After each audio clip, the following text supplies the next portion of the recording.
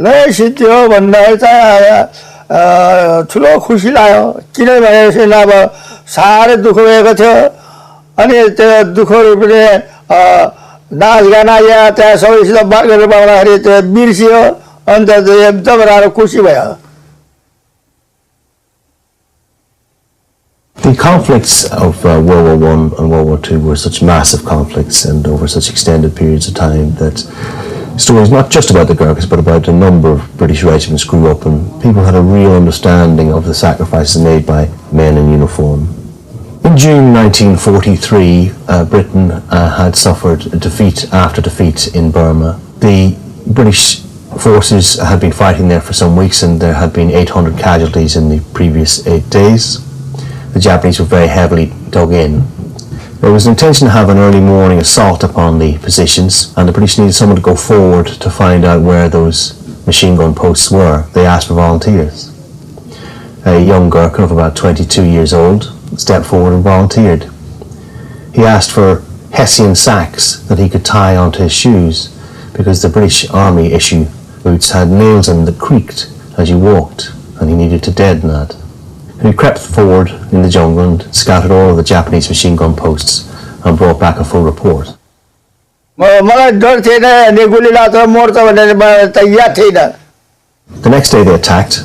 Almost all of the men were killed or seriously wounded within the first few seconds. Bahadur, his sergeant and another man were the only ones left standing and they continued their advance. Those two other men were mortally wounded and he was left alone on the battlefield.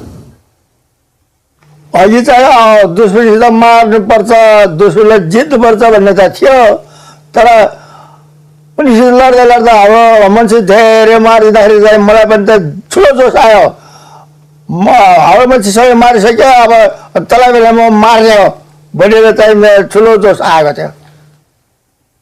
He seized a Bren gun and advanced alone. He's described as presenting a perfect silhouette to the Japanese machine gunners. And he advanced through a withering storm of bullets and took out 3 Japanese machine gun posts. In fact, he did not do it with a machine gun, he did it with his kukri knife because the machine gun was jammed. अनि त्यो अटैको बेलामा चाहिँ जापानीको पोस्टमा जाँदाखेरि चाहिँ उनीले चाहिँ ठुलो हमला थियो उनीलेको पोस्टमा अटैक गर्न जाँदाखेरि चाहिँ उनीको पोस्टबाट चाहिँ दुश्मन निक्लेर मलाई चाहिँ पकड्नु लाग्यो तर मैले चाहिँ हातमा सानो खुकुरी थियो हातमा चाहिँ खुकुरी लिएर त्यससित लैगन लाग्दाखेरि चाहिँ उसले चाहिँ खुकुरीले हानेर अनि ल चाहिँ उसलाई गिरायो त्यहाँदेखिबाट फेरि अर्को पनि निक्ले आयो त्यहाँदेखि त्यसलाई पनि हातमा खुकुरी थियो त्यसले चाहिँ हाल्यो उसको बादमा त्यो पनि जल्यो खतम भयो त्यसको बादमा फेरि अर्को पनि निक्लेर आयो अर्को निक्लेर आएर चाहिँ लड्दै थियो त्यसलाई पनि मैले खुकुरीले हानेर उसले चाहिँ खतम भयो गर्दाखेरि 3वटा लास चाहिँ थुप्रो थियो.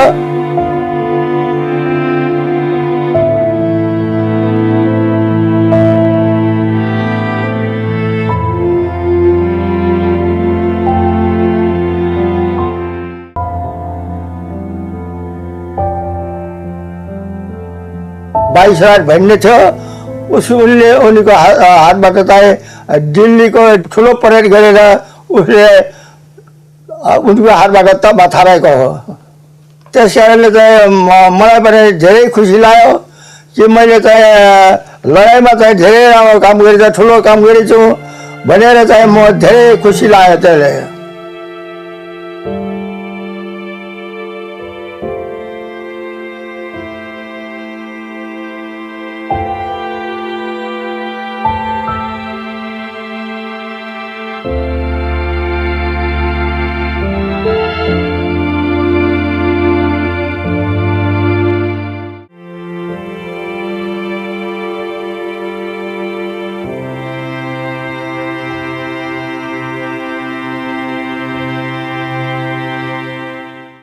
अब लय गइयो के अनि त्यो लय कटेमा चाहिँ धेरै मान्छेहरू मेरो साथीभाइ मरे हेर्दाखेरि थुप्रो मरेको मात्रै देख्छ अनि चाहिँ त्यतिखेर चाहिँ मेरो मन कस्तो चाहिँ हुन्थ्यो भनेपछि अब यति धेरै हाम्रो दाजुभाइ सबै मरिसक्यो म एउटा मात्रै छ सायद म पनि मर्यो भनेपछि त सकिन्छ भनेर चाहिँ हे भगवान् भनेर चाहिँ त्यति मात्रै भनेको थियो